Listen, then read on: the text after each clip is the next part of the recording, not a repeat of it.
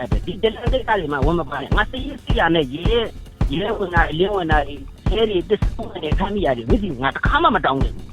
တလန်ကိစ္စအုပ်ချုပ်ရေးကိစ္စမှာဘာမှမပါပါနဲ့လို့ငါဝေလင်းကိုပြောတယ်မင်းမပြီးဘူးမပြောနဲ့ငါဝေလင်းကိုပြောထားတယ်ဟုတ်ဘူးဒလန်တွေကကျွန်တော်တို့ကမရှင်းရင်ဘယ်လိုလုပ်မှာလဲမင်းတို့ရှင်းပြမလို့တောင်မာမျိုးနဲ့မှာပါသုံးလို့ရှိတယ်မဟုတ်ဘူးခဏတို့ပါသုံးလုံးနေတောင်ကျွန်တော်တို့သတင်းပေးရမသိဘူး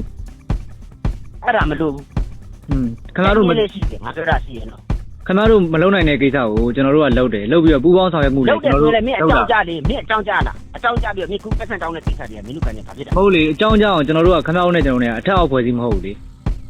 အဲ့ဒါဆိုလည်းပြီးပြီလေငါလည်းအထက်အောက်ဖွဲ့စည်းမဟုတ်ဘူးလေမင်းကြိုက်တယ်လို့ငါလည်းငါဖမ်းမြတ်ဖမ်းပါပဲဒါငါခရငါလုပ်ချင်လို့ငါလုပ်ပိုင်လို့ရှိတယ်โอเคပါဟုတ်ပြီခဏအဲ့ဒီသဘောထားကိုကျွန်တော်မှတ်ထားပါမယ်အဲ့မှတ်ထားလိုက်ရောကောမှတ်ထားလိုက်ငါစာထုတ်ပြီးတော့ဖမ်းခိုင်းမှာတိုက်ရတင်ပြီးပြီမင်းကိုခိုးလဲတင်ပြီးပြီဖမ်းပါပဲဟုတ်ပြီအေး